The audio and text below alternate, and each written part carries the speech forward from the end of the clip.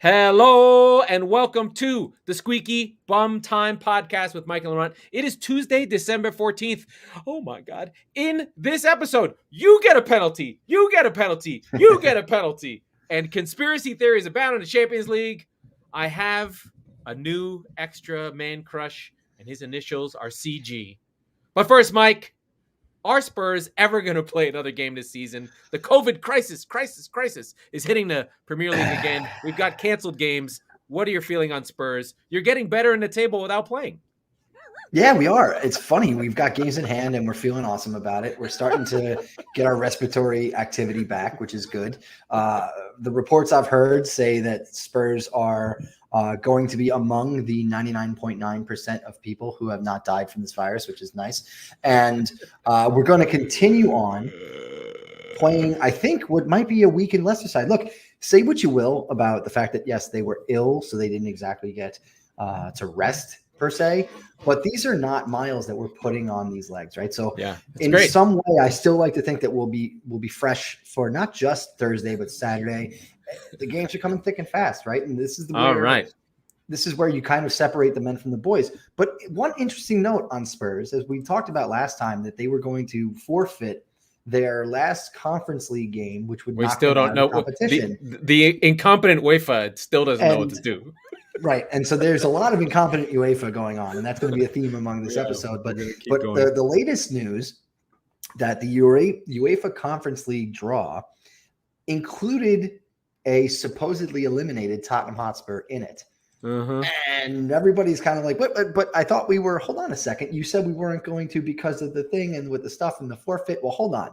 What actually is happening is last Thursday, Tottenham's game with Rennes was canceled, which meant they were going to likely result. They were unable to reschedule it for before the deadline, which I believe is New Year's. I don't remember. Who knows? And again, games are coming every 3 days, so it's very difficult for Spurs to be able to get another game in. But they were unable to agree on a time. So because Tottenham were the inspiration for the postponement, shall we say, they were going to have to forfeit. They were going to be suffered a 3-0 loss, which would mean that they would drop to third and Vitesse would take the second spot in the group. Again, most Spurs fans, myself included, were psyched about the idea that we wouldn't have to play in the NIT's NIT anymore, and we would be able to focus completely on the league schedule. Well, enter UEFA.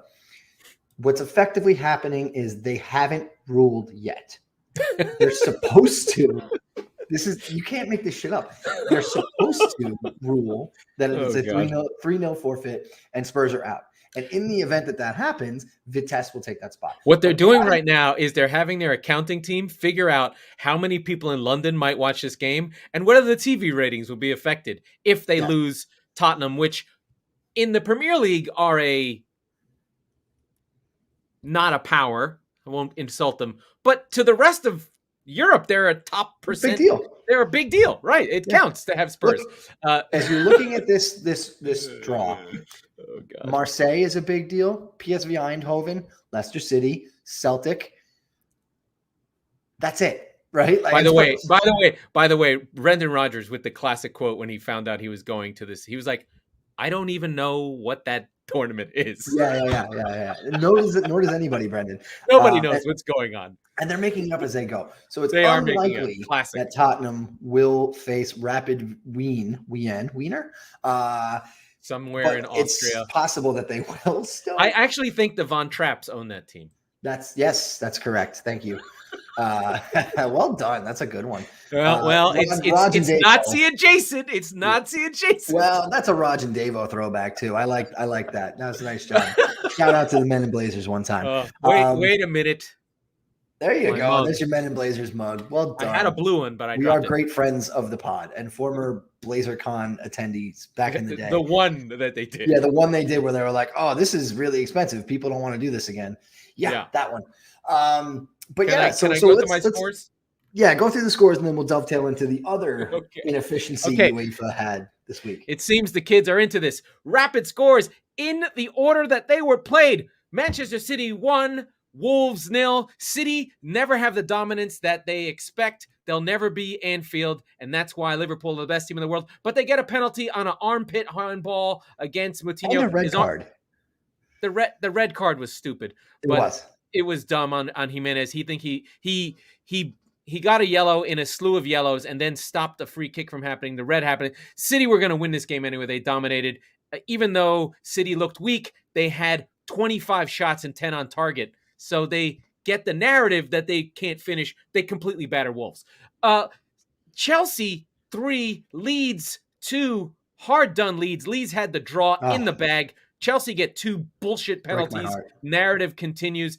2 more goals given up by Chelsea. Where's the defense? I know. It's in the pocket of N'Golo Kante, where it always is. Arsenal 3, Southampton 0. Southampton are the weirdest team in the league. They can appear to be incredible and then appear to be the worst defense in the league. Arsenal have a really good goal where they build off of a back. 16 passes right into the net. Southampton didn't lay a hand on them. Very, very weird goals. Liverpool huff and puff and blow Aston Villa's doors in. Gerrard does get the hero's welcome. Tyrone Mings with his obligatory penalty and mistake. And then the, what? I didn't do anything. Ings feels like he could have had a penalty. Gerrard was salty about not getting the draw. I think Villa were good for the draw. They hung on. But Liverpool at Anfield are nearly back to unbeatable. I fucking hate it. Norwich 0, Manchester United 1. United were back to Ole-ish United. Norwich were good. Should have won this game. At least good for the draw. Ronaldo draws and takes the penalty because it's a penalty. He's taking it. Has anyone noticed that Bruno Fernandes has no goals now that he doesn't take penalties? I did. Some fantasy owners of his certainly have. I'll tell you that fucking We're going to talk fantasy when I get to Crystal Palace. On Sunday, Leicester City 4, Newcastle United 0. I didn't even watch this. I just know that Newcastle are falling apart. They're going to go down. I don't think all the money in the world can't save you now. All that much. I like that Daka's playing. I like that Tielemans is back. I don't know if Tielemans was injured, but I hadn't heard his name for a while. He was. So, and he's comfortably the most underrated player in the league. He had a great year. Year last year. Yeah. And it kind of got swept under the rug. And everybody is so fast. I don't mean to interrupt the whole scores thing. So fast to talk about Vardy. So fast to talk about Barnes. Including it's always these holding midfielders. We were talking about it with Conte. Yes, these guys that don't do things, but do things. He's having and last year too a Gundogan-ish year. Yeah, both last year and this year. Anyway, sorry. In a battle of claret and blue and a total of 1.3 goals, expected goals. 0-0, West Ham, Burnley. That's a barn burner. West Ham dropping points. Slowly but surely getting pulled away. They're now 1 point ahead of United and 6 points. Wait, hold on. I can't do the math. 8 points behind Chelsea. The top 3 are indeed the top 3. I didn't watch that game. And then, of course, my Lord and Savior, fucking Conor Gallagher, completely boss and destroys Everton 3-1 to the Palace. We support the Palace. I love Conor Gallagher. He's my new Jack Grealish, and I would trade Jack Grealish for Conor Gallagher right now. I love him. I want him to be my mother's son's uncle's brother that I can hang out with. He's as handsome, as fierce, as strong. He actually might be better for City than Grealish because Grealish likes to stand on the ball, and Gallagher just gets rid of it and goes running and goes kick someone in the fucking face like a son of all fucking day. I want to love Conor Gallagher. I want to love him so bad. But he's Chelsea. I remember he's part of the Chelsea army. And by the way, he loves Chelsea. Us. He's Chelsea all the way. Yeah, he eviscerated us like he did Everton because he hates Tottenham because he's Chelsea. So I have problems with my ability to enjoy objectively. That's really what my problem comes down to. Conor Gallagher fucking rules, and I don't like him.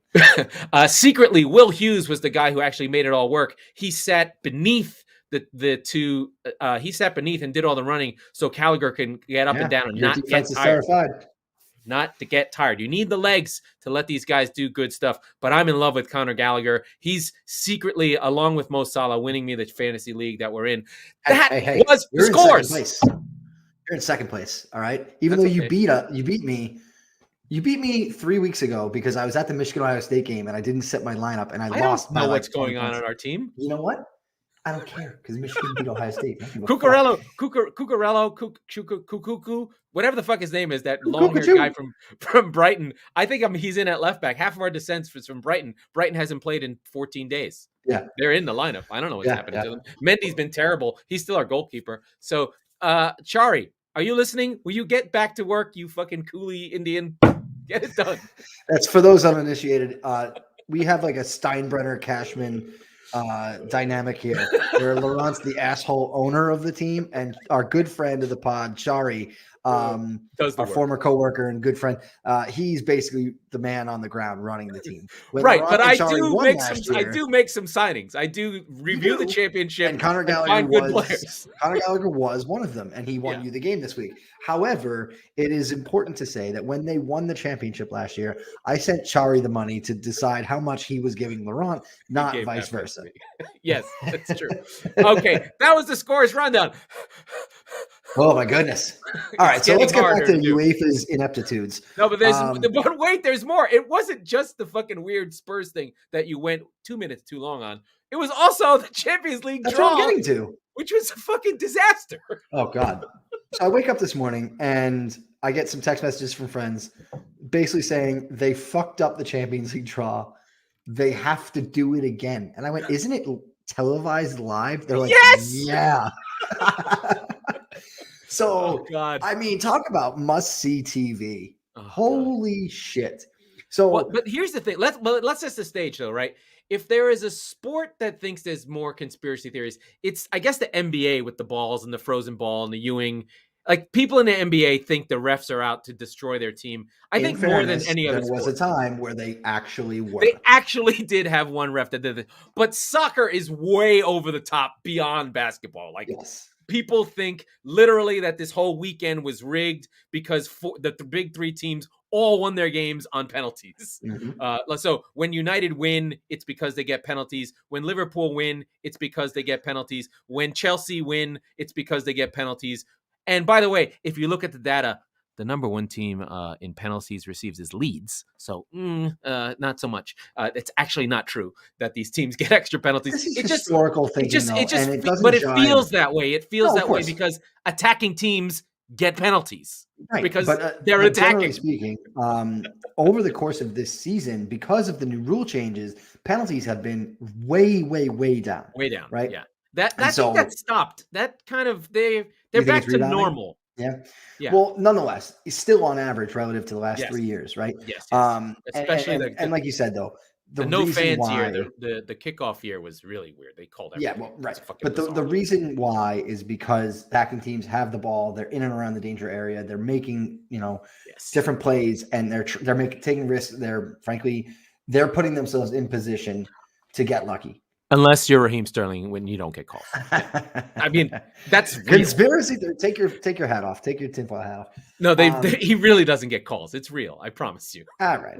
But he so all of this basically they go through. How much did they get through? Like 2/3 of it before they went through a lot of it. Like they had there was a full draw, and someone went, "Oh, wait a minute, how come Atleti and United weren't?" So they literally they take all the balls, they put them in the appropriate places because there are rules around which teams can play which. You can't play someone from your group, you can't play someone from your own country, et cetera, in the round of 16. That goes away after this round. So you can only get certain teams in your bowl, basically.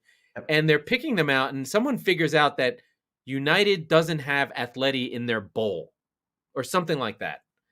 And so because they did the whole draw and everything was already picked and not in the right bowls, they then have to redo the whole thing. Of course, the draws come out. There's teams playing teams. Everyone's ready like, because this is, I think there's another step to take back. These draws are there's very little actual content that goes on in soccer. Like one of the things that's so starved about it is there's really no coverage, right? Yeah. So these draws, like the FA Cup draw, is famous because it decides where you're going to go on a trip. Mm-hmm. So you might have actually watched it and started looking for tickets. I was going to say, not only tickets, but like flights, hotels. It's not just the teams. The teams don't have to worry about it because they have private charters and they have hotels and whatever. Right, but for fans, I can tell you firsthand, I've woken up at 5 a.m. Eastern that it was the year that Spurs went to the final and we drew City. And I was thinking about going to that City game. I ended up not, but nonetheless, I was like, I started looking up flights at 6 o'clock in the morning immediately after the draw. Yeah, right. It does affect things. Like Sure. it's one of the things that I think. So let's take another step back. It's one of the things that, on the one hand, makes soccer really interesting and exciting. It's also, on the other hand, like, this is $1 billion industry. You don't have a schedule. You don't know where you're playing. What the fuck are you doing? Yeah. Right? Like, you could plan it out a little bit better. Like NFL playoffs, at least they kind of know who's going to be in. They have seeds. It's locked. You're like, you're going to play this person or this person, right? Like, they don't do that. It's fucking random. Right? At least you can make contingency plans, right? Sure. Ultimately, they have no brackets. They don't do it all planned out. Basically, the only thing they know is where the final's going to be, and they fucking move that thing half the time. Well, COVID moved things, but, Baku. And they put them in, like, who gives you the biggest brown bag of cash is where the Champions League final is. Like, it's in St. Petersburg this year. That's Stalingrad, folks. No, it's Leningrad. Call it by its proper name. It's Leningrad. It's Leningrad. Leningrad. But, that's not really a cosmopolitan city. Not lovely. Why is it there? Yeah. Well, where was it last year when you guys played Chelsea? It was something ridiculous. It was in Porto because it was COVID open. Oh, I thought it wasn't it originally planned for like Turkey or some shit? Yeah, but Turkey was just like, they had as many cats as they had COVID, like, because it's known for COVID. And let's be clear. Before it was known for COVID, it was known for civil war. Oh, that problem too. So, what the fuck are you guys doing? Like, yeah, but Istanbul's famous, right? It has Milan. Istanbul's famous because of Liverpool, for fuck's sake. All right. And Leeds fans getting knifed. Yeah, not a great track record for Istanbul, right? Like, all right, the Super Bowl rotates every year, right? Between but Pasadena, they know like 10 years in advance. Yes, but if it went from Pasadena and Jerry World in Dallas and Miami and Meadowlands a few years ago, that was a Jersey, mistake. They'll never do that again. And then they were like, "We're going to go to Lincoln, Nebraska." What the fuck are you doing? No, you're not. You're not taking the Super Bowl. No, it would be like if they did it at the Big House because just they have a big stadium. Yeah, but at least Ann Arbor is nice. Like it's not, and it can handle that amount of people. Yeah. It's taking these smallish, crazy war-torn cities. The crazy one is the Baku one. Right. Hey, we're gonna play the Oakland A's converted football stadium, and we're gonna have the Super Bowl there. What the fuck are you talking about? That's the shit that you. It would be more like if they had it at like Costa Rica. Yeah. Right. What are you doing? Hey, guys, leave this island and you're going to get robbed. They should just have it at Wembley all the time. Anyway, that's my English-centric thing. So basically, UEFA's draw is all fucked up. They do solve it, but it does get the tinfoil hat teams on, and it does make for lots of funny stuff, does get everyone thinking their conspiracy theories. Folks, you're giving these people too many credit. Oh, yeah. They're morons. They're idiots. They fuck up everything that they do. We just explained why. They're just reckless with this industry, right? I think that's the best word to use. It's not a sport so much as it's a worldwide conglomerate, right? Of dummies. You just you've got Hunter Biden running this shit. Just where's the UEFA? Where's the? It was his laptop that was picking the balls. There you go. Yeah, it's a fucking. Say nothing of the government, but that guy is a fucking moron, right? So he's in charge. Yeah. It's Roger Clinton, it's Jeb Bush, and it's fucking Hunter Biden. Like, these are the people running UEFA. I mean, how about which Kennedy? Which Kennedy's involved? Whatever, the one who's the anti-vaxxer, the son, Joe Jr. There you go. Fucking weirdos. Anyway, so they're incompetent, but we do have draws for the round of 16. Now, this is where coming in second makes a difference. PSG draws Real Madrid. City draws Sporting. It's not to disrespect these teams, but when you finish top of your group, it makes a difference, right? Liverpool get Inter, who barely hung on. Bayern in an all Anschluss game, Bayern versus Red Bull Salzburg. They're bringing them back together. It's like 1938 all over again. Chelsea get Lille. Twice. They got him in both. They got him twice, right? They got him both times. That's kind of fun. Lille, Jonathan David of Canada. Shout out to the Canada soccer. He's going to score a goal and beat Chelsea. Juve get Villarreal. I'm not sure that Juve is better than Villarreal, but that's a good one. And then the blood death hole of Atletico Madrid versus Man United. This is not who Man United needed. They're not going to be able to break Atleti down unless Ragnick can change it. The beautiful one, though, is Ajax get a good draw in Benfica, not to disparage the Portuguese teams, and they did get 2 through, which is pretty interesting. Mm-hmm. But Ajax have been secretly top of the group, led in goal difference. Sebastian Haller, formerly of West Ham, set the record for goals in a group stage, so they might get through. We've got the royalty here. You'd expect Real to beat PSG, frankly. City to beat Sporting. Bayern. PSG is dysfunctional, and I'm not saying that they're, of course, but they show up.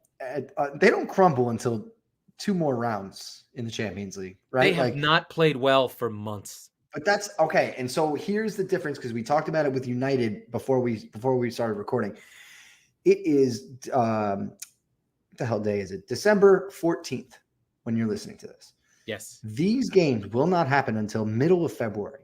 And within that 3 months, you've got not just time to heal from injuries. Unless you're in England. You have time. You have time to get hurt as well. So that's fair. But you have time to really get yourself out of whatever rut you're in currently. And there's a whole transfer window between here and there. So I'm really not as bullish on Real. And that's not to say maybe they go out. They've won 10 in a row. But again, talk to me in February. I'm not all that concerned. I mean, I had an argument on Twitter with these folks that are like, look at Modric and Benzema. I'm like, it's the worst league in the world right now, La Liga. Sorry, it is. This is an actual fact. I don't know how this translates to quality. It is the lowest scoring league in the world with the oldest average age and the least shots created league. I don't know if that says anything about quality, but it does say maybe it's slow and good for old players. and I think PSG's, again, a dysfunctional runaway train, but they can put it together. On a day they can beat anybody. Sure. I mean, and I can't bet against a team with Mbappe, Neymar, and Messi in it. Messi, by the way, right now, I think like that, I'm not even being funny. I think Messi probably has like real depression. Like he's not doing well. Then you know what'll help him? Seeing the Real Madrid crest for old time's sake. Maybe that might drive him. I think the Barca thing, this year. I mean, we can go into our shout outs for everybody, but I have one thing. This year has shown me that Ronaldo, he's not better as a player. I don't think. I don't think skill wise, but mentality wise. Ronaldo's the beast. Ronaldo's the I don't lose guy. Yeah. Anyway, tell us about our friends that we're a part of. So as you all know, we are proud members of the Chop Sports podcast network, run by Dave Sturcio, Chris Gucci. Awesome dudes. They're really putting a good band together. Everybody's growing. We're growing. They're growing. As a network, we just hit 50K downloads, which is really, really awesome. The network is less than a year old. I think it's actually only like 6 or 7 months. So really exciting stuff. We've got like 7 or 8 shows. We are, as we always say, the football wing. But we're really excited for them, and we're excited to be a part of it. So psyched for everybody. We're moving and shaking. We can tell. We see you. We know that there's some new guys here. Welcome. We're so happy to have you guys around. And it's really been fun to sort of see our program grow along with the network, but also along with our partners at FanHub. Laurent actually is found these guys, and it's a really interesting app that is obviously specific mostly to the UK, and we know, we see you guys. So thanks for listening. What I'll say is one thing: if you have gotten this far, join our Facebook group. It's Squeaky Bum Time Podcast on Facebook. It's open to anybody to join. And why would you do that? Because literally daily, there is an onslaught of conversation about the Premier League, about Champions League, about who's coming up for which games we think you should lose money on in our shitty gambling segment, which you haven't done lately. We will. Maybe we'll make it a Patreon and you have to pay $1 here. Tell us. Imagine paying for bad betting advice. Anyway, it's fantastic. It's the best part of the show. So we're really excited to welcome you guys into not just the Squeaky Bum Time family, but the Chop Sports family. It's been a lot of fun being a part of it as well. And it's really an inviting and welcoming group of guys and gals, if you will. So do yourselves a favor. If you enjoy the show, we love you. Thank you so much. But do join us on Facebook, Squeaky Bum Time Podcast. You'll see it. It's the group. And we'll see you in there. Yeah. And I'd like, again, to shout out to Russ from Fan Hub, who put us on. I hope that Stockport County is doing really well. I loved how grumpy he was. It made me, I was like, this is an English person who loves his team and hates big teams. I love that about the English, and I love all the stuff that goes on and stories about guys from Plymouth Argyle traveling 21 hours to go see Sunderland play. Go look at a map. That shit's far. Yeah. And they send 1,000 fans. I mean, it's just an incredible culture. And we're happy to be a part of that culture because that's really where Squeaky Bum Time comes from. The name comes from British culture. The love of football comes from my attachment to British culture. Mike just is along for my ride, but I'm deep. I would be doing this without him. He would be doing something else without me. I'd be face down in a drain pool somewhere. But anyway, we're excited to be growing, and there's more on the horizon. We've got a big 2022 coming. We can't exactly tell you everything yet, but we will shortly, I promise. It's going to be a lot of fun. So thank you again for being along for the ride. That's enough plugs and FaceTime and all that stuff. But again, we just want to make sure that as the year sort of kind of comes to an end, we make sure that you guys know that we enjoy doing this. We look at each other for 2 hours, 3 hours a week, and we laugh. But it's because of you guys thinking we're mildly entertaining that we keep doing it. So thank you all so much. We love you all very much. But let's talk about something we didn't love, which was last week's games. It was just a snooze fest. It was pretty dire. It was pretty dire. What we told you it would be. We said this is hopefully the worst match week of the year. Yeah. And hopefully it was. Yeah. But the good news is that we roll on. Or do you want to keep going in? Yeah, no, I'm gonna talk about City, just to use the word. I was listening to some podcasts and just they found the right word, and it's City are just robotic. It just is the same and goes and goes and goes. It's incredible. It's amazing. Wolves have one of the best defenses in the league. They weren't giving up shit. Connor Cody, I love him. I love his fucking scouse craziness of being in the middle of that Portuguese team. And then, of course, what do we say? Englishness. In the Premier League, you need Englishness. And he gives them that. And, this was a game. How long were they down a man? Like 45, at least 45 minutes. Yeah, it was pretty long. I mean, I could probably look it up really quickly. But yeah, I mean, somewhere in the Jimenez got a red card late first half, I believe, or early second half. 36 seconds from when he got right. Yeah, right at the half. Yes, we got yellow on 41, got the red on 45 plus 2. Right, and yeah, I mean, this is this is a good fight from a good Wolves team, and I was sad to see them not get a point out of that. I thought they absolutely deserved at least one for that effort, but it reminded me a lot of Chelsea early on at Anfield, down a man and just fighting like all hell, and they ended up getting the draw. They did get their draw, but on a penalty, wasn't to that be for one Wolves. As well. That was the one where Jorginho missed. No, I don't know. I think so. Anyway, but I mean, the thing is like the narrative will say that that Wolves are incredible. City had 9 shots on target, and Jack Grealish missed a fucking sitter. And I mean, open goal, shoots it over the bar. He needs those really bad. I mean, City huffed and puffed, and they couldn't break through. But 23 shots, 9 on target, that's plenty to deserve the win. So City get their win that they deserve. Let me tell you, the one moment in this game is Raheem Sterling stepping up to take the penalty. Holy shit. If there is a moment of heart and mouth, like what are you doing, you terrible fuck? But he's on form and he did it. He takes the softest shots I've ever seen. They never seem like they're going to go in. Every time he shoots, it feels like I'm shooting. Clearly, he cannot get power behind his shots. It's that little kipper arm that he has. I think he has it on his foot. He has a little kipper foot that I think not like a Finding really Nemo character or something. Yeah. So, I mean, City go through. That's fine. The less talked about that game, the better. Just one of those games. Then Leeds, Chelsea. Is that a 5-goal thriller?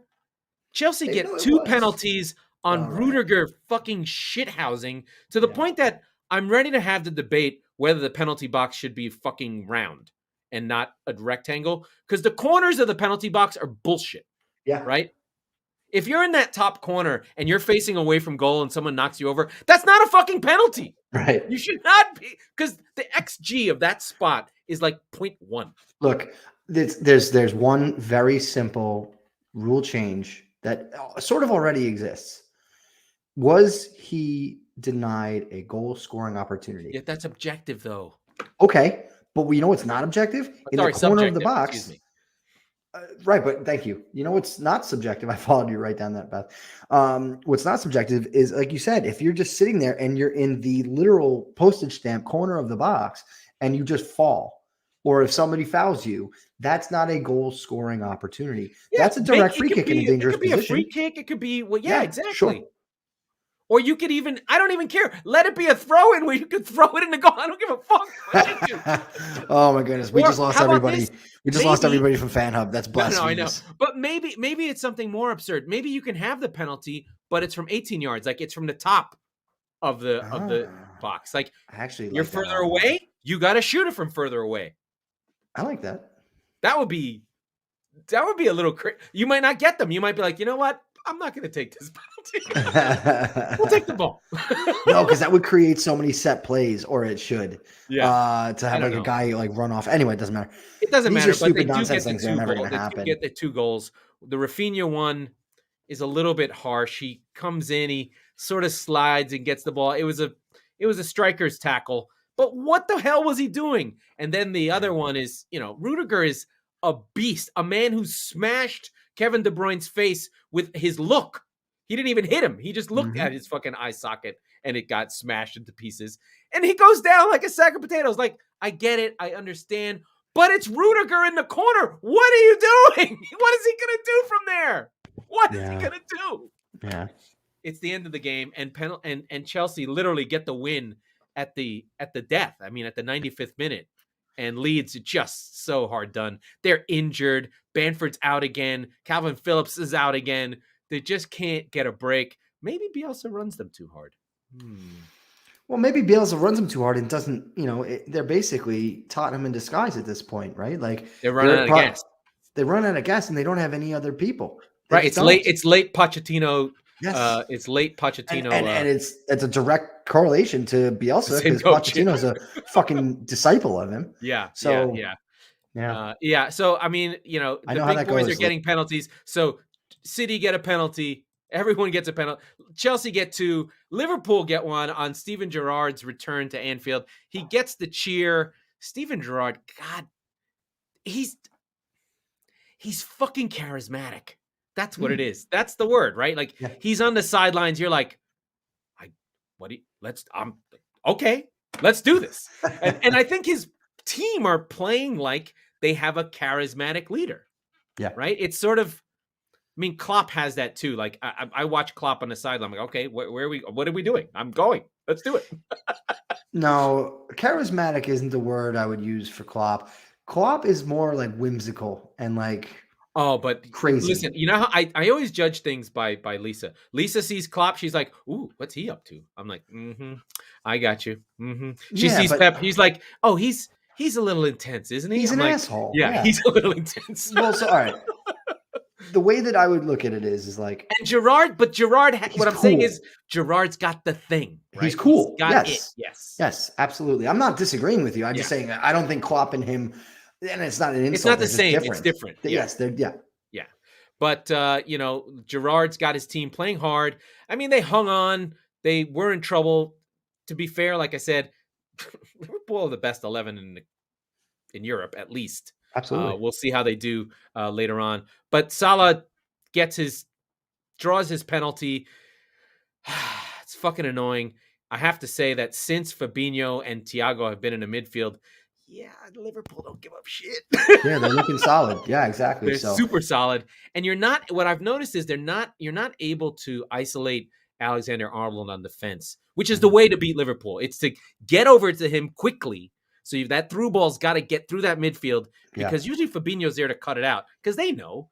And I think Alexander-Arnold knows, but the amount of good ball he delivers, you're just like, you are fucking incredible. Well, so let's stop right there, because that's exactly where it is. The idea is not go down the right and beat him down the right. It is to bring the ball from the middle of the park over, basically put it into space behind him and let your wingers go get it, right? So that he's back there and not up here. Well, sure.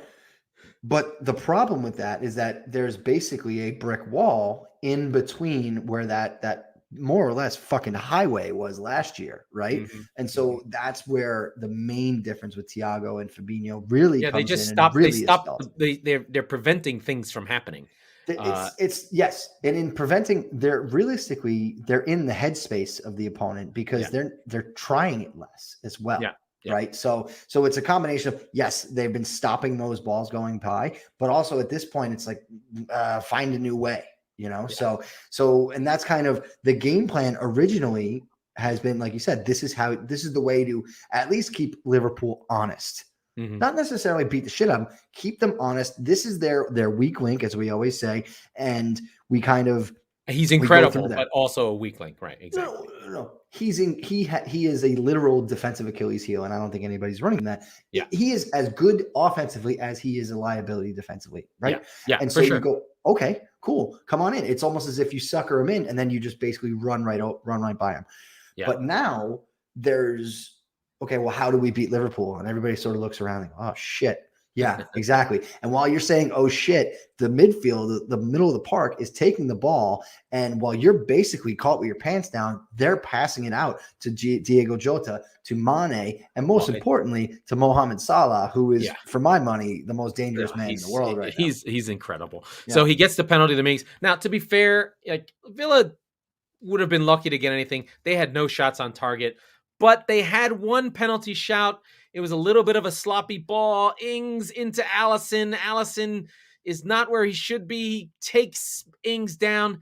I think this is one of those where if Ings goes nuts, he gets the call. But he kind of just goes, oh, I guess I fell down. Like, what are you doing? You just pretend he bit you. Do anything.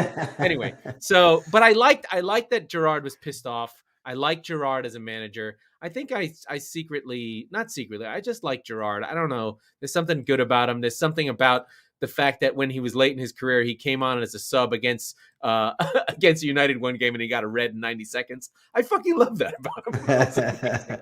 Yeah, no, like we said, he's cool. He has it. Yeah. And I think I want to see him succeed at Villa, but I want to see him have sustained success at Villa. Yeah, I think if he does 2 years, he'll be good. It's 1 year is not enough. It's got to be at least 2. It depends on the amount of success. It really does. And it also depends on when Liverpool is ready for him, right? Yeah. It depends on how long Klopp is interested in doing this.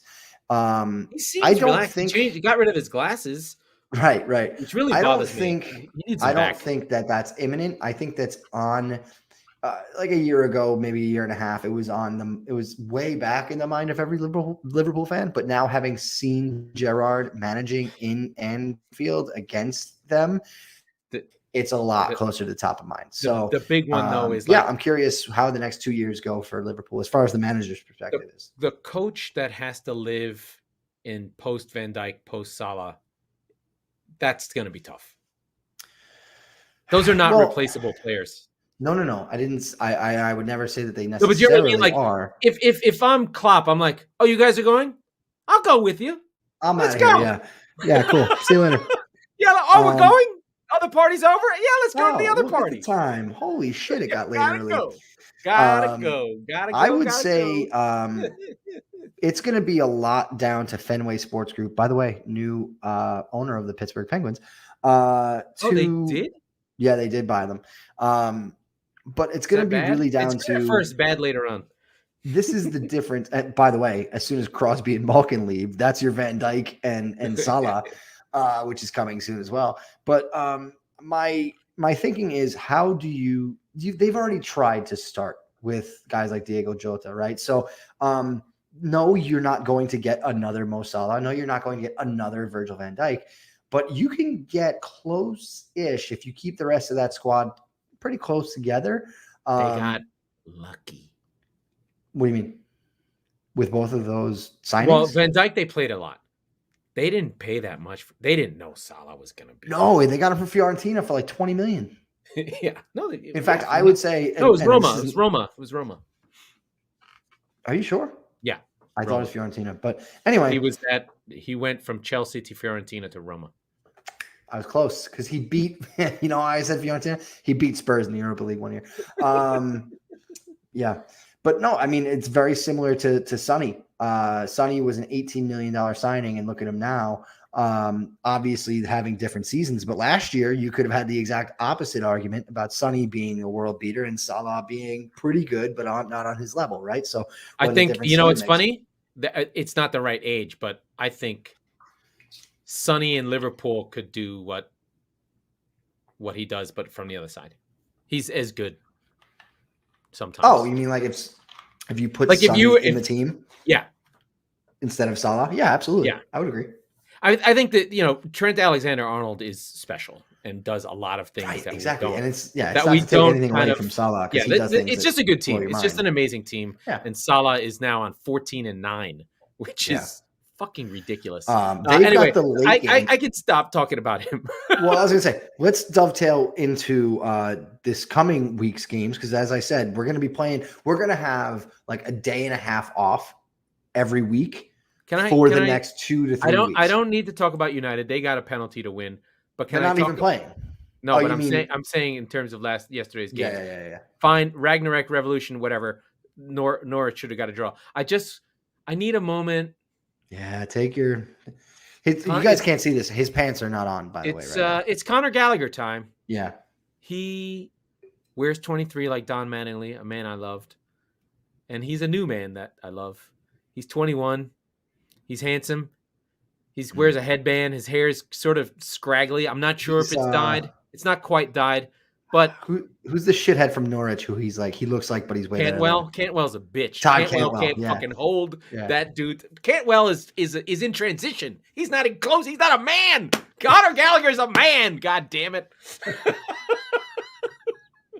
I mean, I'm just gonna keep accidentally insulting Conor Gallagher just to watch you freak out. He's just an amazing, amazing player who, when you watch and really pay attention, he's running constantly, trying to get in another space, trying to get on the ball, and he gets on the ball, gets goals. He's got his favorite player is Frank Lampard. I heard because I read about it. It's in Wikipedia, maybe. I'm not sure. And he's very Frank Lampard-esque in that he is a midfielder who's as comfortable showing for the ball from the defense as being in the box as an extra man along with the strikers. So he's just an incredible player. The Selhurst Park fans, if there's a stadium that comes through on television as a place to go, it is Selhurst Park. I'm sure it's in the deepest ghetto of hell, but it's also AFC Richmond's ground, the dog pound, from Ted Lasso. So it's known on television more and more as the home of Richmond. Probably more people have watched Ted Lasso than have watched. I bet you that's probably why they are filming there, because it has it's known for such good acoustics. Yeah.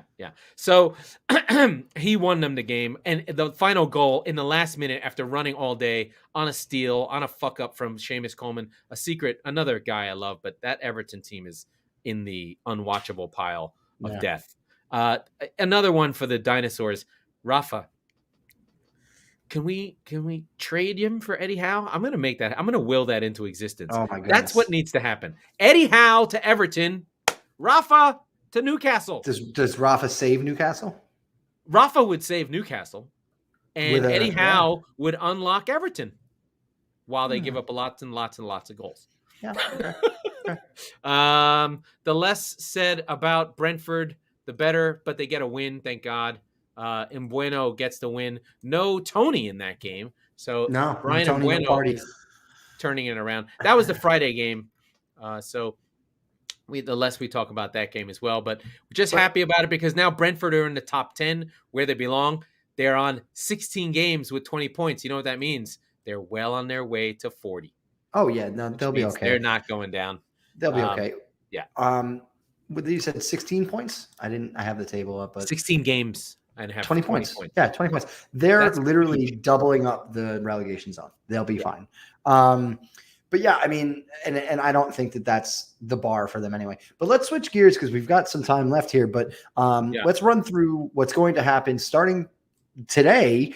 It's Tuesday, Wednesday, Thursday, Friday off, Saturday, Sunday. So like I said, get ready to be unproductive at work. Get ready to enjoy pretty much more European football than you can handle in the next 3 weeks. Not possible. I can always handle it. I love it. Yeah. Well, I'm firmly in the I've had enough category, but I haven't had to get frustrated about Spurs in like they're doing well, not playing. It's amazing. Spurs are undefeated.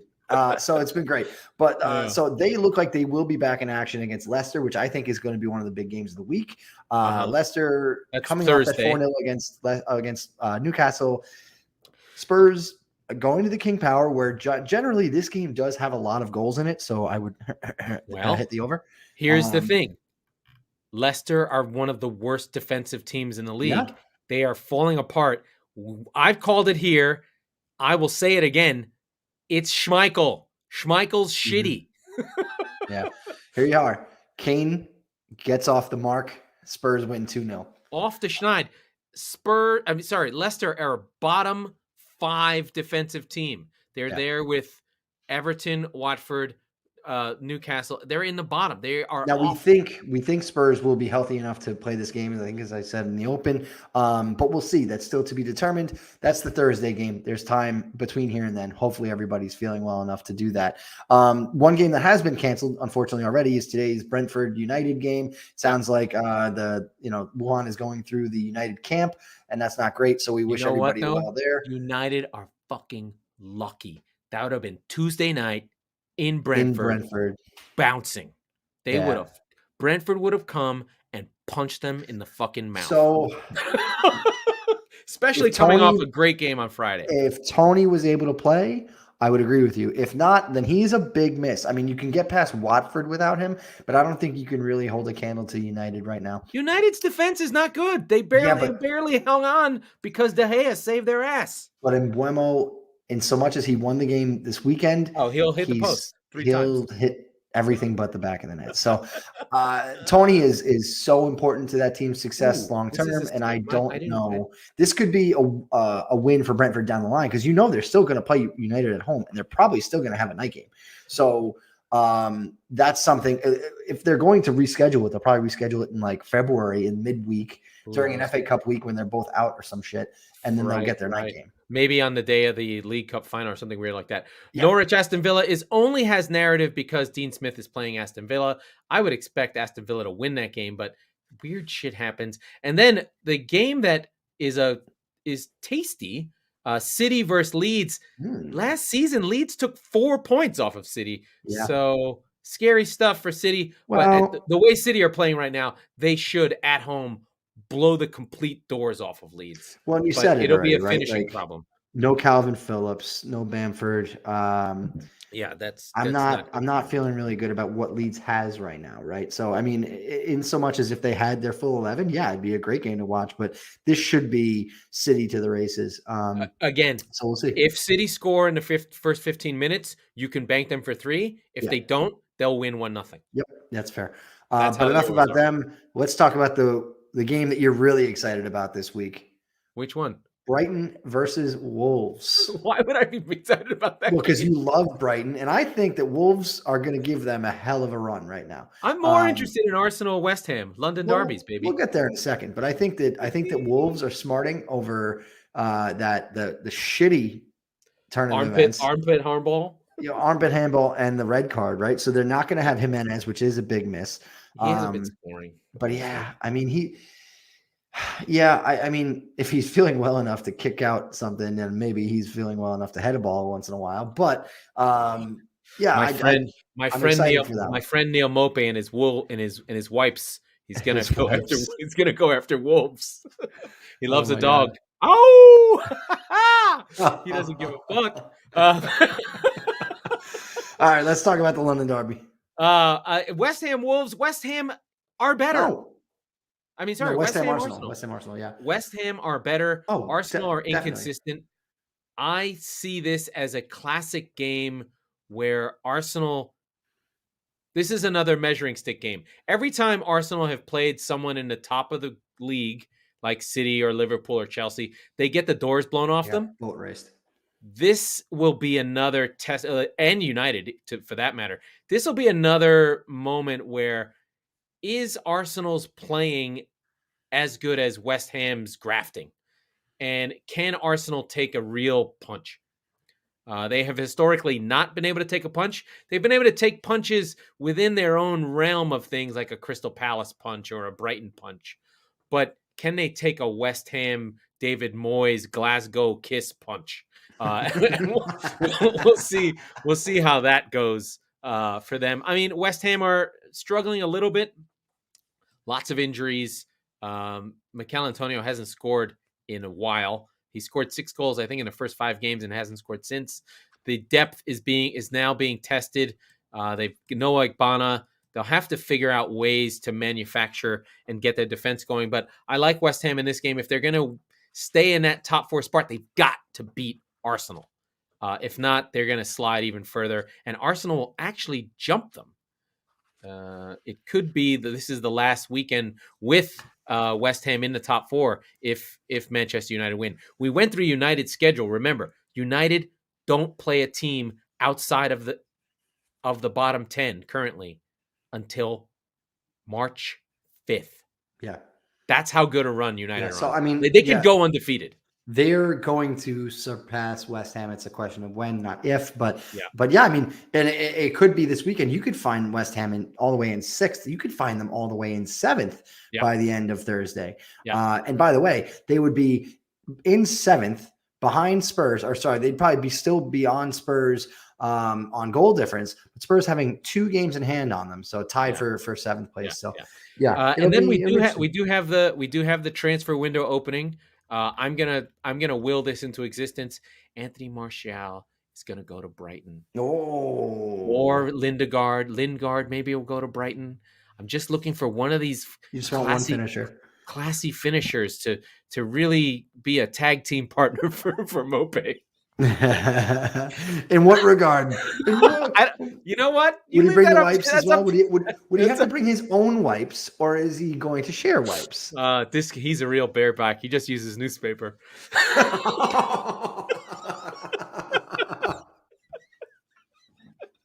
That's it. I don't think you can come out of that. I'm just going to go to it. That was the Squeaky Bum Time Podcast with Mike Salerno and Laurent Cortines. We are the football wing of the Chop Sport Network, and we record on Tuesdays and Fridays. So be sure to subscribe and get your newspaper delivered wherever you get your podcast so you never miss an episode. And if you're listening on Apple, please rate and review the show so that we can have more people listen to the show and get inside jokes like Neil Mope's sexual exploits, newspapers, and window wipes.